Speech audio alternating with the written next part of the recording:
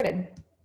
So welcome to day one of the Chancellor's Faculty Innovation Workshop. We're really excited for you to join us synchronously. And I have a whole team of folks waiting to introduce themselves to you. And so I'm going to introduce myself briefly, pass it over to Judith for a few words, and then have each of our team members give brief intros to when you might want to connect with them. And then we will have you all introduce yourselves. And so if I can ask you to mute yourself when you are not talking, that would be great. And we will get started. So again, today is workshop one. We are focusing on framing your design challenges. Each of you, when you were invited for this workshop series, we asked you to think about a particular idea or project you wanted to further through the next 5-6 weeks that you're going to be with us. For those of you who haven't met me yet, my name is Liz Chen. I am Design Thinking Lead at Innovate Carolina. I am also an assistant professor at Gillings in the Department of Health Behavior. And so I'm really excited to be co-facilitating this workshop series along with my design thinking fellow, Emily Skywork, who is joining us. So for a quick overview, the Chancellor's Faculty Innovation Workshop will do a variety of things. First, we want to make sure that all of our faculty participants gain design thinking mindsets, processes, and tools through the next 5 weeks. That you will specifically apply the design thinking mindsets, processes, and tools to a specific challenge or problem of interest. And then also connect with other faculty across campus and other innovation and entrepreneurship experts in our ecosystem. So at this point, Judith, I would love for you to introduce yourself and share some remarks before I ask the rest of our team to do the same. Thanks, Liz.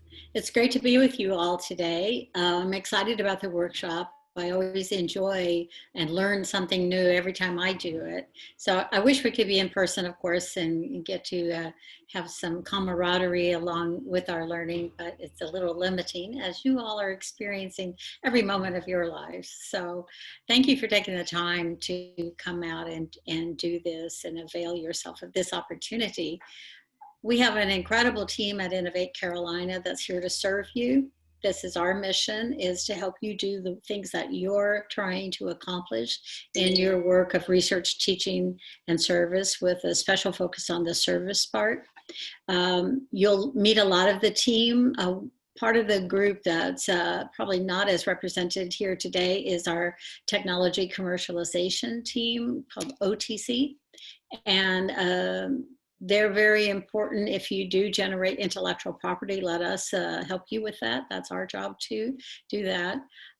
So this is, we've been doing this faculty workshop for many years, and it's very exciting to look back at the participants and see what they have maybe refined here, and then where those projects have gone. And we have a list of that, and it's a very impressive. So I look forward at the end and in the year ahead to come back here and say, oh yeah, I remember when that incubated here or got further developed through this process. So I wish you all the best, and it's good to be with you. Thanks. I'll turn it over to Michelle, I believe. Great, thank you, Judith. And good afternoon, everyone. My name is Michelle Bolus. I am the Associate Vice Chancellor for Innovation Strategy and Programs. And in that capacity, I do a lot of work to help develop resources and tools for faculty and students to utilize to advance their ideas into impactful solutions. The team that is here, as Judith and Liz has indicated, all has different specialties to bring to assist you in this process over the next 5 weeks, but also going forward at any point.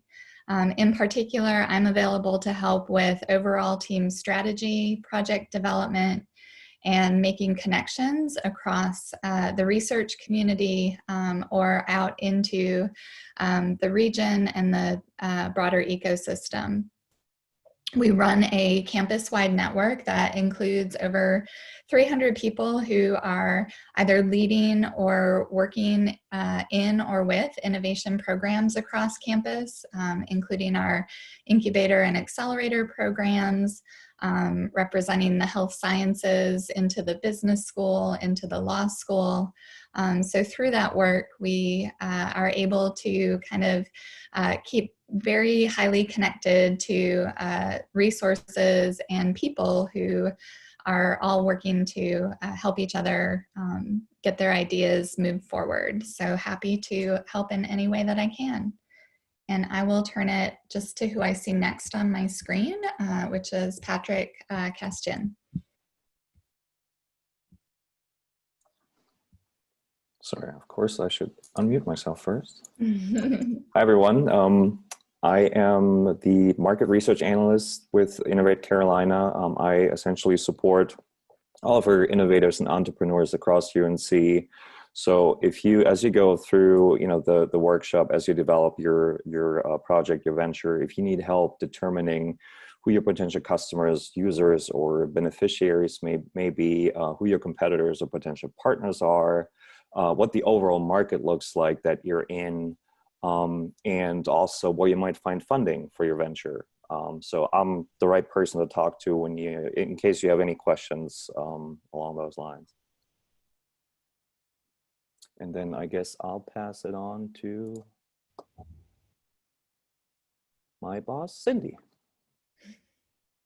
Hi everyone, can you hear me okay? Mm-hmm. Yes. I'm Cindy Reif-Snyder, and as Patrick said, I work with him. I manage our patent and market landscaping research service, and I am our lead patent analyst. So if you are looking at potentially patenting your idea, protecting the intellectual property, I can assist you with looking at the landscape there.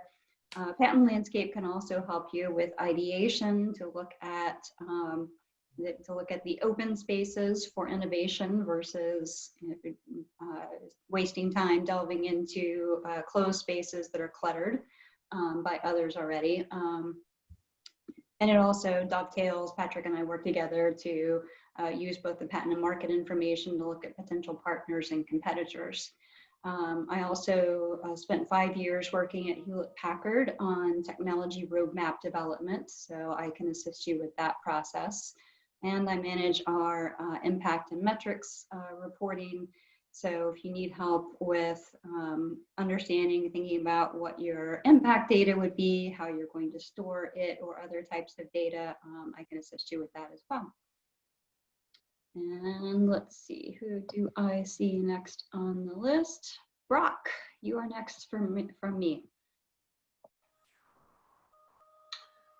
Hello, everyone. I'm Brock Pierce, and I work with the Innovate Carolina team, the marketing communications manager. And on the communication side, we really love this workshop because what we find is that the stories of all the faculty that go through this workshop are just amazing.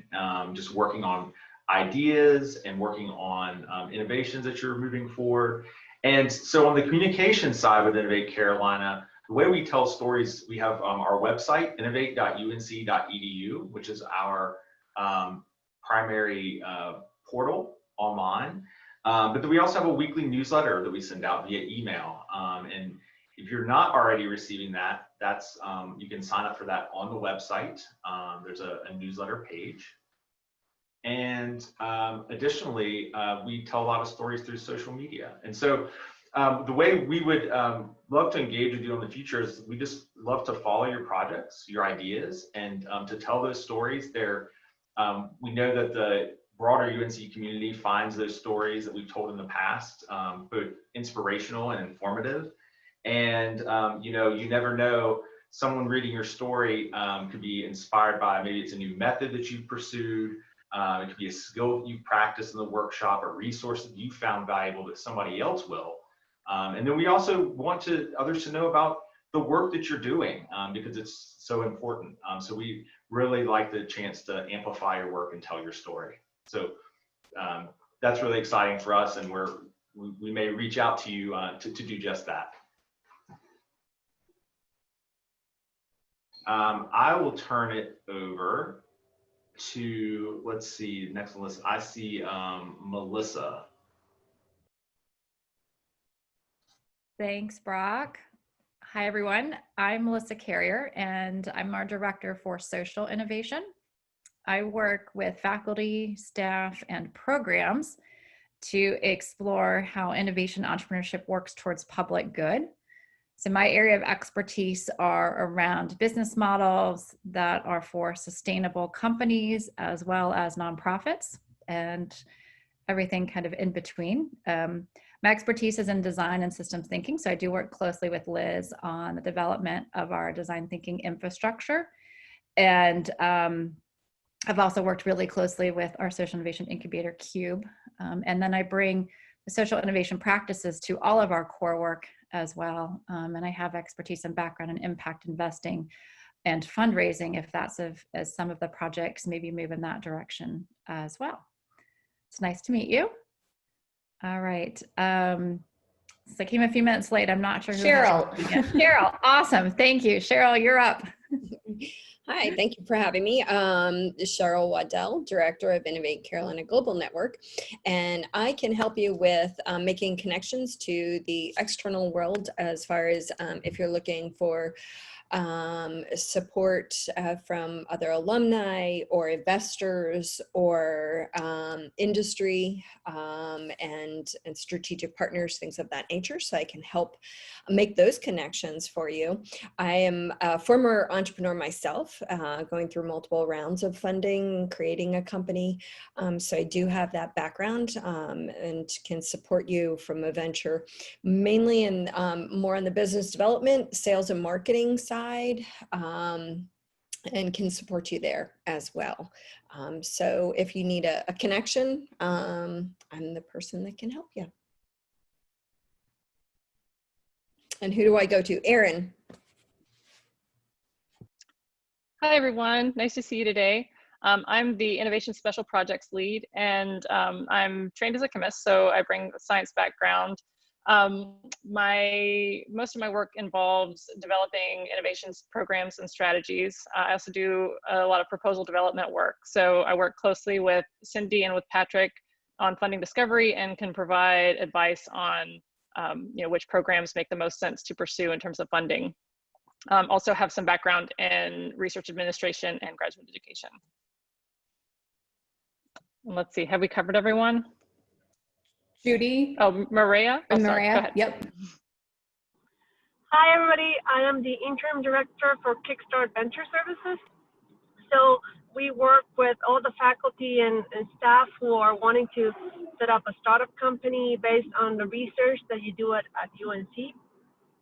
So if you have a bright idea and it's either patented or copyrighted, or again, there's some sort of IP related and you want to do that, we're here to help you. Anything from helping you advise on how to incorporate the business strategy, working with the commercialization managers and the rest of the Innovate Carolina team. We also have a small proof of concept fund for, with awards twice a year.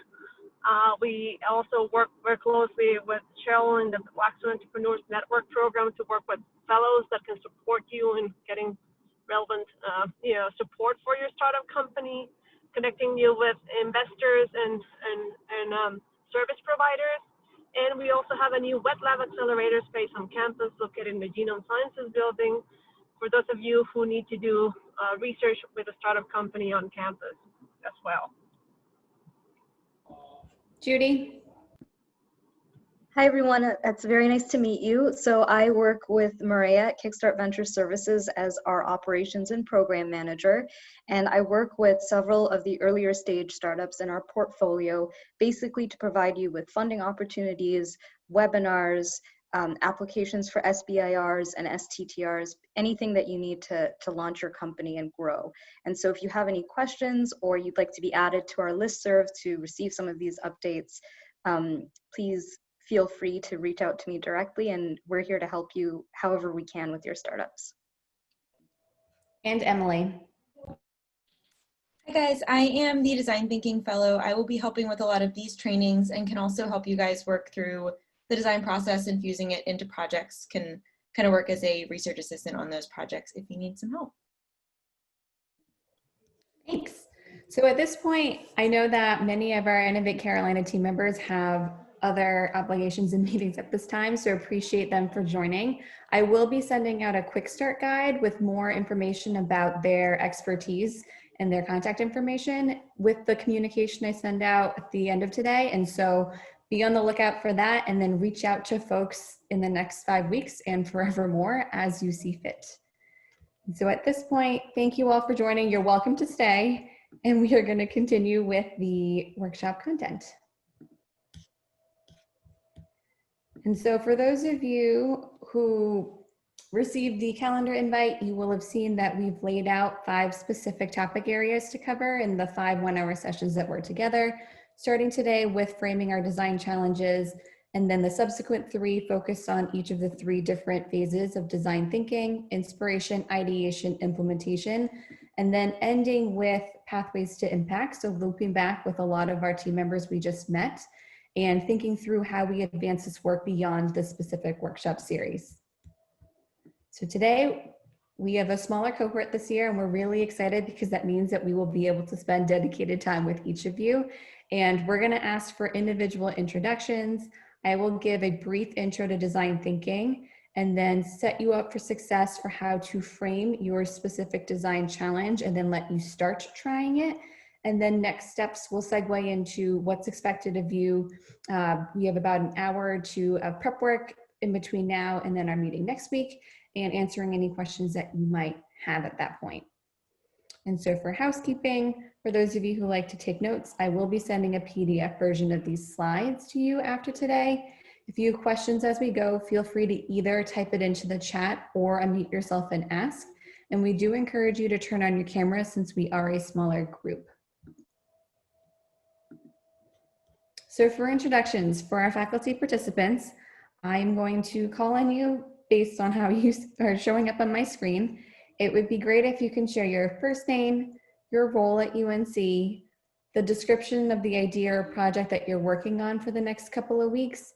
And then this last one, if you could host a podcast on any topic of your choice, what would it be and why?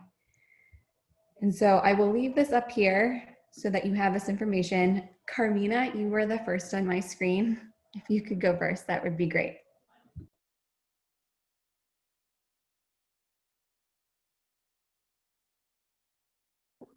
My name is Carmina. Oh, sorry, was I muted at first? Yeah, you're good now. My name is Carmina Valley. I'm an assistant professor in the Department of Nutrition at the Gillings School of Global Public Health. So the project that I hope to be working on throughout this course of the workshop is focused on developing a mobile app or resources specifically for adolescent and young adult cancer patients and survivors. I've been in the process of working with clinicians over at Lineberger Cancer Center to identify specific needs for this population as they transition from cancer treatment into the post-treatment survivorship period. So developing that out. And if I could host a podcast on any topic of my choosing, I probably wouldn't host a podcast. I'm not really, I don't listen to that many podcasts, but I suppose if I could host one, it might be on weekly baking projects. It's something that I've been doing over the course of the last 6 months. I've always been a baker, but it's been sort of a weekly thing during the course of the pandemic. And so it's just a way to manage stress and create some yummy food for friends and family. So that's why. Thanks, Carmina. Kate. Hi, my name is Kate Messig. I am an associate professor also in the Gillings School of Global Public Health in the Health Behavior Department. And I think where I've landed on for the project is taking an existing technology platform that our lab has been developing over the past developing and redeveloping over the past 7 years and figuring out where it needs to go next It's currently for HIV prevention and care, but we think it has other applications and starting to get more interest in it from outside groups. But we have no idea what we're doing in terms of expansion and business planning and all that stuff. So figuring that out. If I could host a podcast, I don't know, I'm sort of in Carmina's boat, but maybe something like reviews of sci-fi novels for non-sci-fi people, because I'm not a sci-fi person, but for some reason there's like a subset of that genre that I find really fascinating, and I would love to like understand why. Thanks, Kate. Julianne. Hi, I'm Julie Nguyen. I am associate professor in the School of Pharmacy and pharmacoengineering. And so my lab works on new drug carriers and therapeutic biomaterials. So what we would like to work on for this workshop are these expandable, adaptable patches for traumatic lung injuries. And and we hope we can also use it for other applications like wound healing, heart attacks.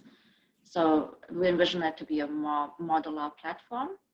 And then if I could host a podcast, like Carmina, I don't like listening to my own voice, so I don't think I would host a podcast, but I would like, wouldn't it be great if we could do this and people come onto the podcast and tell me about their, I don't know, things that they would like to do to change the world, their biggest dreams, scientific ideas, breakthrough ideas, and things like that. Thank you. Arcot. Hi, are you able to hear me and see me also? Okay. Yes. If it cuts in and out, I'll just do the voice instead of my picture. Okay, my name is Arcot Rajasekhar, but please call me Raja. That's my. I come from was born in India, so my given name is Rajasekhar, but my passport was written in such a way that my last name became my first name. So, but everybody calls me Raja. So please feel free to do that for the next 5 weeks. The second, this one is I'm a professor here at the School of Information and Library Science, and I work in the area of data science, large big data, basically in there, and teach courses related to that. And in the Innovate Carolina part, I got 2 projects actually, which I would be very happy to explore. One of them is a little bit fairly advanced in a sense, and it's called Data Bridge. So we already got some funding. Actually, when I last mentioned it, I said that we are looking for funding for that one, and we got some R01 funding from NIH for that particular one, but we would like to explore how that can be applied for a lot of different things. It is a slightly mature but not fully mature product, but I would like to see where it can go. The other one is in a still in conceptual form. It also comes out of another large project which I've been involved in called iRods, and you can see my the background is iRods in there, and it's a takeoff on that particular one, but still in conceptual stage. So I am torn between these 2 to see which is going to be a good one to use the talents which are being thrown at us in a sense and see how we can do. As for a podcast, I don't know. I'm a numismatist. So I collect coins, and that too a particular type of coins. Only one particular ruler in the Byzantine Empire, and a few years in the early pre-colonial days of the American independence type of thing. So I can probably make a podcast out of that, because that is my interest. I basically collect coins in that particular area. Thank you. Thanks, Raja. And then Will. Hey, can you guys hear me okay? Yes. Hello? Yes, okay, excellent. Sorry I can't be on camera. I'm actually driving back from North Carolina A&T. We're in the middle of conducting experiments this week. So next week I won't be conducting an experiment. I will be able to go on camera. So I apologize for that. So my name is William Bisuete. I'm associate professor also in the Gillings School of Public Health, but I'm in the environmental science and engineering department. So I'm a chemical engineering by training, and the focus of my research is on air pollution and climate, and primarily looking at particulate matter or aerosols in the atmosphere. The idea that I'm thinking about, there's a platform technology that was developed out of my lab that we've been using for a specific market, and it has lots of applications, and I just need some help in thinking about what the next logical market would be to access with that technology and how to do that. So that's kind of what the idea is. And what's the last? Oh, the podcast. So that's easy. I already do one.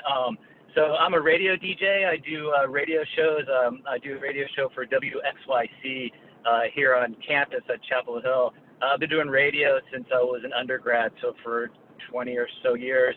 And I've also collect records and albums. I've got more than 12,000 digital albums and about 500 LP vinyl.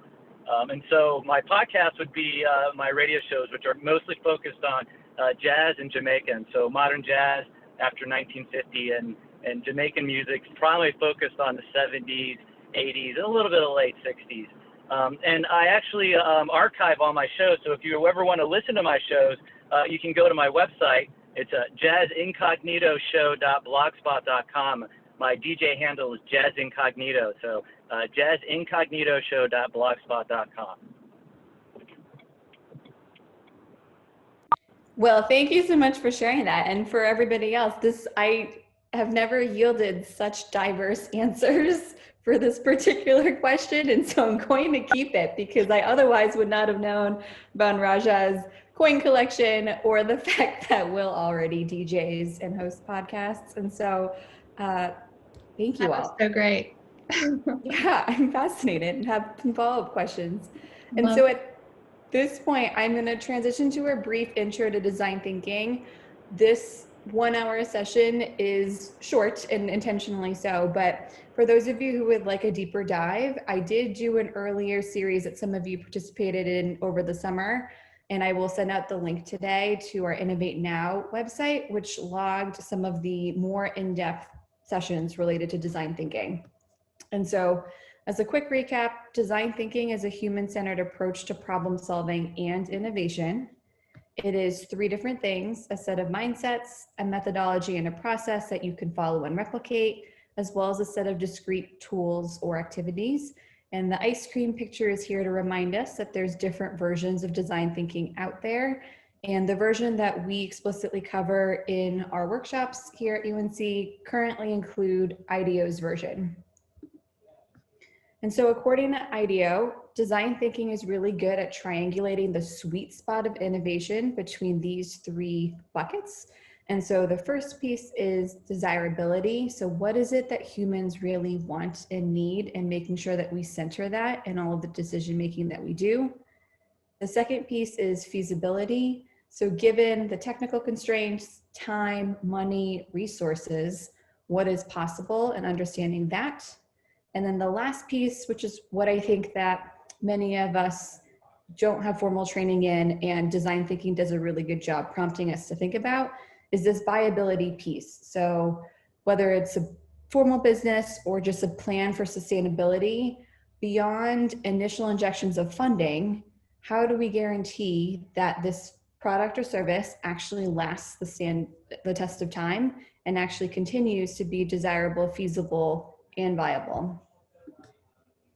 And so design thinking is not brand new. It originated from a lot of different fields, including computer science, visual design, architecture, and business. And it has been used to create products in addition to services. So some of the common products on the screen that you might be familiar with include Palm Pilots, Oral-B electric toothbrushes, Apple's initial computer mouse, and Fitbits. And specifically, IDEO has used design thinking to collaborate with companies including Bank of America to help incentivize customers to increase the amount that they save, with local and statewide and national government orgs. For example, this middle one, they were working with LA County back in 2016 to optimize the voter experience at the polls in time for the 2016 election. And then products like Spotify are also created and continue to be refined using these types of processes. And so I'm going to list them here and we'll revisit these in the subsequent next 3 workshops. But design thinking does cultivate a specific set of mindsets that we want to make sure that we discuss and then also practice as a group. And so learn from failure, embrace ambiguity, and iterate, iterate, iterate are the 3 that we really like to drive home in our workshops here at UNC. And then here's the bird's eye view of the process. And so again, the subsequent 3 workshops will do a deeper dive and then also give some application activities for each of these 3 different phases, starting with inspiration next week, where we will really try to understand our users and identify them so that we ask lots of questions up front to learn more before we progress into ideation, where we will learn to create and make choices. And then the last stage of implementation, where we will start to think through the mechanics of putting together experiments so that we can collect data to inform decision-making to test multiple ideas before converging on 1 or 2 that we want to actually move forward. And then lastly, I will send this out for those of you who have not yet received this. IDEO.org does have an excellent PDF. It's a field guide to human-centered design, and it lists all the design thinking methodologies that we will cover in our workshops. And they have specific examples in addition to instructions for how you would execute each of these different methods and activities. And then I will end on the slide. Melissa Carrier, I have borrowed this one from you. And so when I like to think about design thinking compared to traditional problem solving approaches, I find this graphic particularly helpful. Typical thinking, represented by the graphic on the left, we as humans take information that is handed to us in one way or another. Those are the black circles that are colored in under problem. And we try to, as linearly as possible, move to a single solution based on those inputs. And that is very natural, and that is how many of us are trained. Design thinking, on the other hand, still takes those same inputs about what we are handed and know about the problem, but instead of advancing linearly to one solution, first we go backwards to that inspiration empathy phase to learn more from our end users, generate new insights and new understandings of the problem, which are represented by those white circles under problem. And then all together, we then move forward to test multiple solutions and not just one before taking something into the real world. And so I like returning to this graphic because at a very basic level, it does differentiate between the way we typically think and then the explicit design thinking process. And so why build design thinking skills among faculty? We really want faculty innovation workshop participants to develop deep understanding of their problems and focus on genuine human needs, create space and time to explore multiple options instead of just one, place small bets fast through experimentation, still collecting data using a prototyping approach, and then emphasize collaboration and meaningful diversity. And so at this point, I'm going to provide some context for how you would frame your design challenge, give you some time to start that together today, and then set you up so that you will continue to do this over the next week, either individually or with team members who are working on this idea or project with you in time, so that when we come back next week, you will have a clear understanding of your design challenge. And so broadly, this exercise is meant to have you reflect on the following questions. So what is your specific challenge or problem that you're working on? How do you currently know that this is a challenge? And then who else is trying to address this challenge already? and how have they tried? And so with regards to how you frame a challenge, it's important to, one, ask an ambitious yet actionable question, and then two, plan for how to answer your question.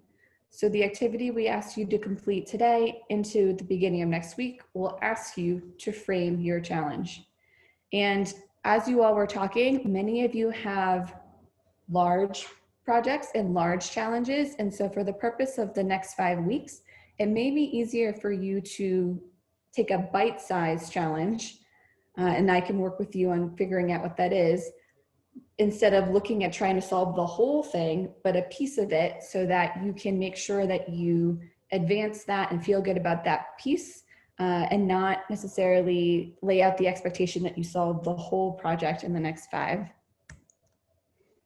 And so tips for writing ambitious yet actionable questions include, first one, questions should be generative, therefore open-ended. And so common question stems in design thinking include, how might we, ... So the question assumes that there's a solution and that it can be done, and it's inherently optimistic.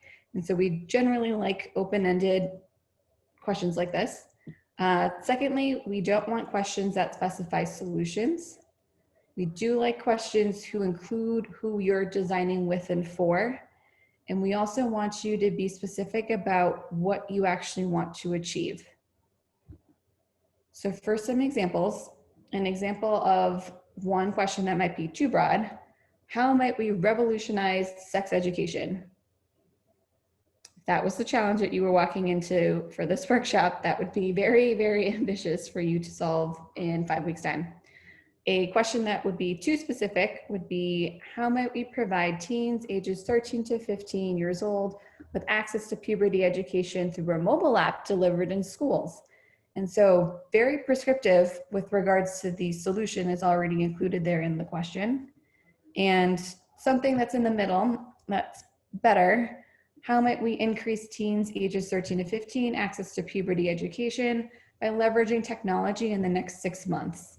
And so this one is still open-ended, doesn't specify an exact solution, but it does have a ballpark solution, includes who we're designing with and for, and then it also specifies both what you want to achieve, increased access to puberty education, and then also by when, next 6 months. And then these are the questions we will also ask you to reflect on going into next week. So in addition to asking questions, we also want you to plan for your design challenge. And so sometimes we start working without having considered some of these questions. So first, what is your overall timeline? Second, who do you need to engage with? And then 3, when will you need to engage with them, and for what assistance or input will you need?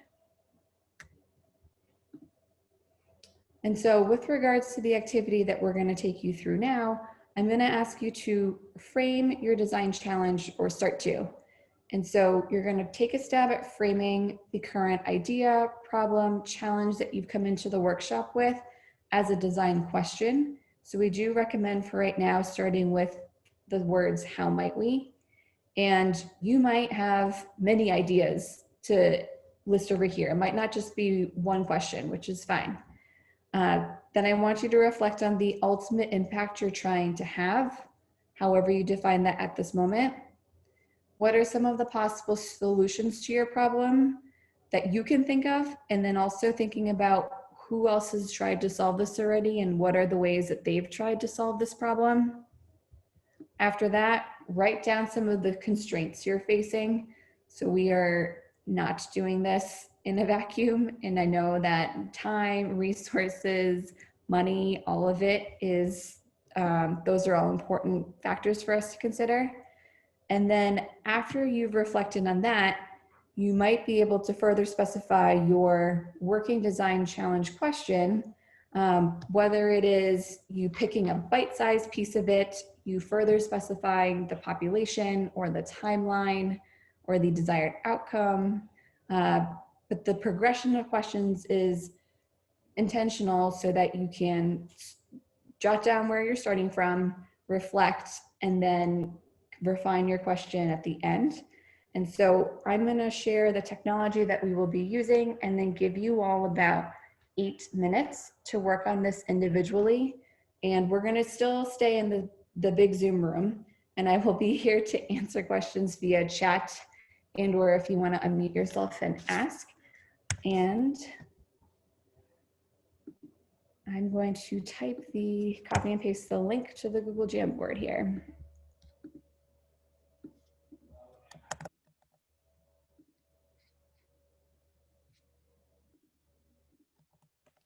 Okay, so everyone should be directed to this link. And if you can get to the first page, I will show you what we will be doing.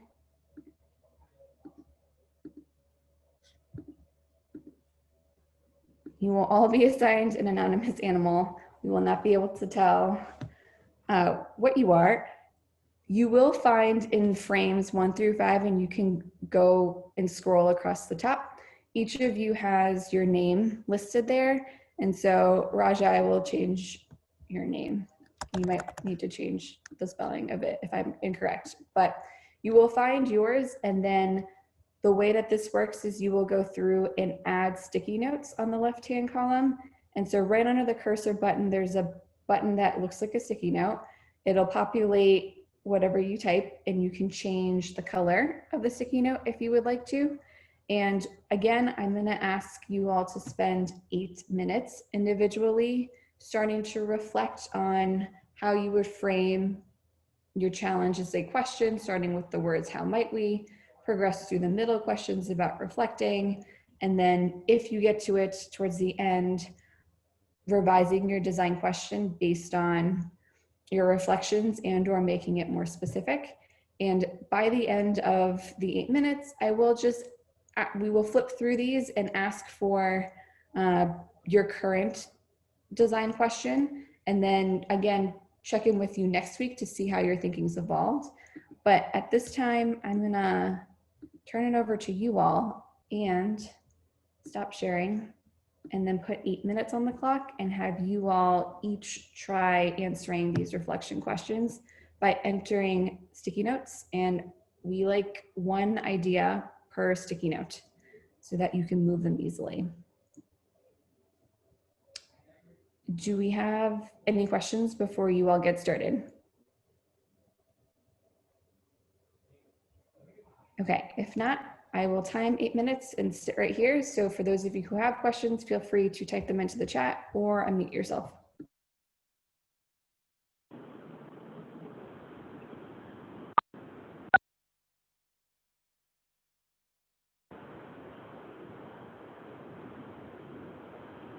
Hey, this is Will. Are you still there? Yeah, hi, Will.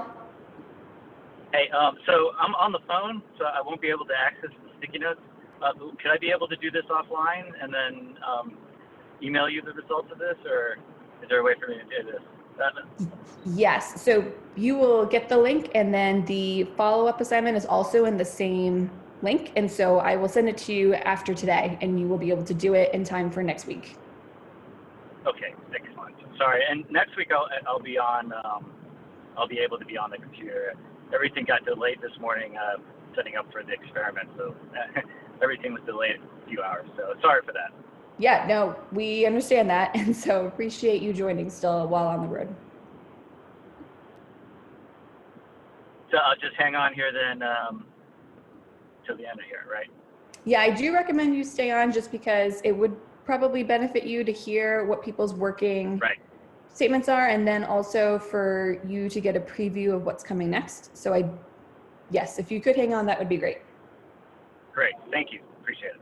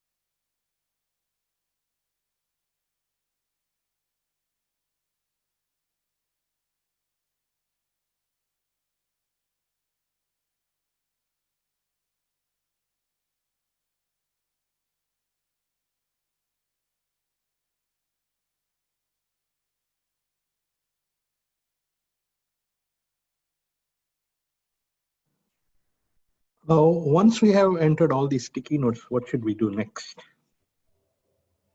Yeah, if you think that you have finished answering the sticky notes, I would advance to the slides that are 6 through 10 and find yours, and then start to answer those additional reflection questions. Okay, thanks. Mm-hmm. How do I get back? Oh. Is there a way of getting back? I'm not sure. Back to... Oh, okay. Oh, okay. It's just a, yeah, I know where I am. Thank you. Okay, yeah.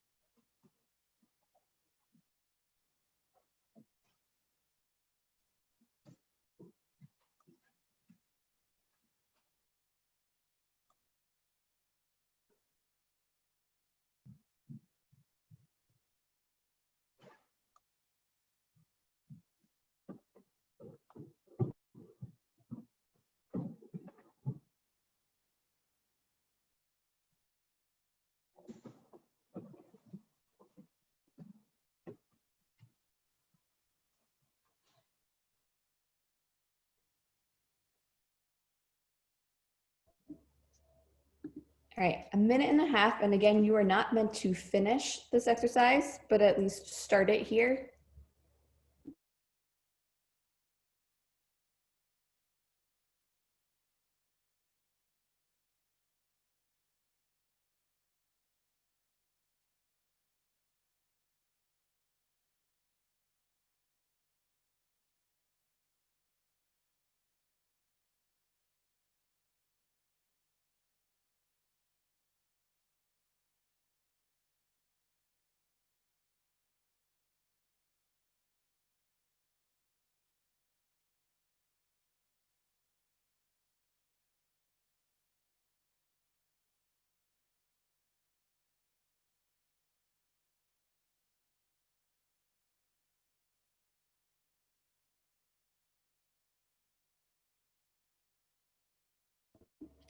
Thirty seconds.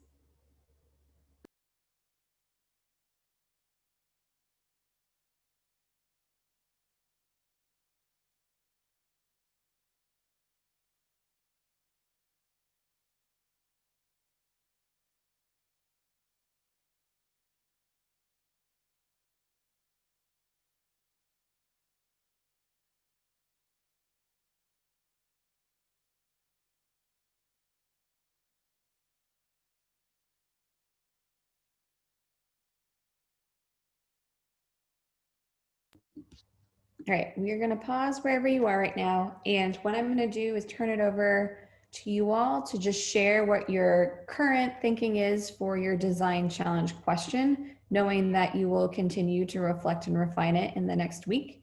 And so I am going to share the screen that has each of your boards on it. And Kate, you are first because you are board number 1. And so would love you just to share your current thinking on what your design challenge might be. Sure. I didn't get super far, but the yellow is kind of one train of thought and the green is a second train of thought. I think part of our big decision is whether our sort of target end user is the individual patient level end user or sort of the middle, like the healthcare provider or a health insurance provider end user. And so where we go with designing the current technology we have, which basically is a healthy behavior habit forming mobile app right now, we focus it on medication adherence as the behavior with sort of supportive behaviors around it, but we think it could be adapted. And anyway, so that's part of the framing problem. Ultimately, the impact would also be different. So if we went with that kind of middle model, it would be looking for a sustainable, attractive tool that people would pay for and then distribute to their clientele versus creating something that would be out there publicly and attractive and ultimately aiming to directly impact the user. Didn't get to the solutions. Finding the correct funding model is an issue either way. And that's about how far I got. Thank you. All right, Raja, if you could share your current thinking for your design question.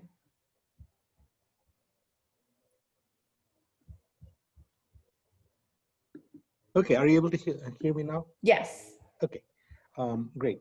So my main idea in this particular design, which I'm looking at, is that how to help people safely store their data on their computers, and also how to safely communicate without somebody taking it away.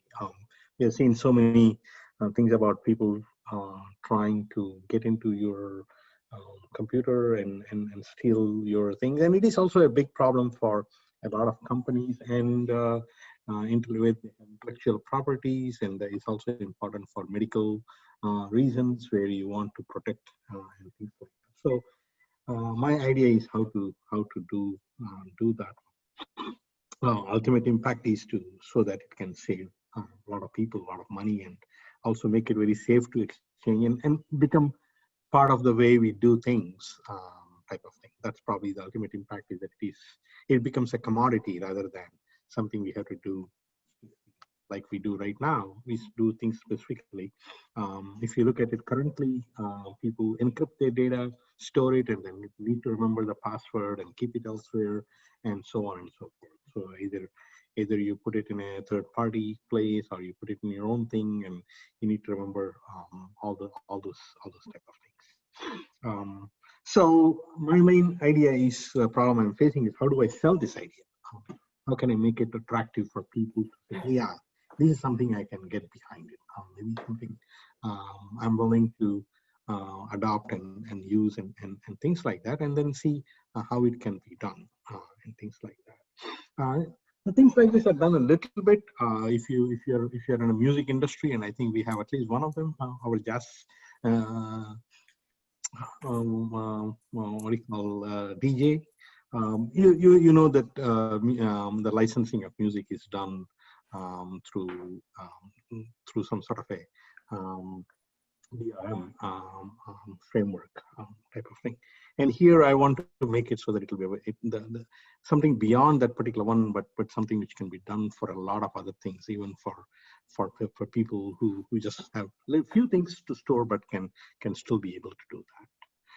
So that's the revise of my design question, is that how to make data secure and make self-governed instead of making it other people to do that. Yeah. Great, thank you. And then Carmina, I'm going to skip to you because Julie had to teach and Will is in the car. And so very quickly, if you could just share your design question with us, your working one. Sure. So one is, how might we support adolescent young adult cancer patients and survivors ages 15 to 35 to address their unmet information needs by leveraging technology in the next year?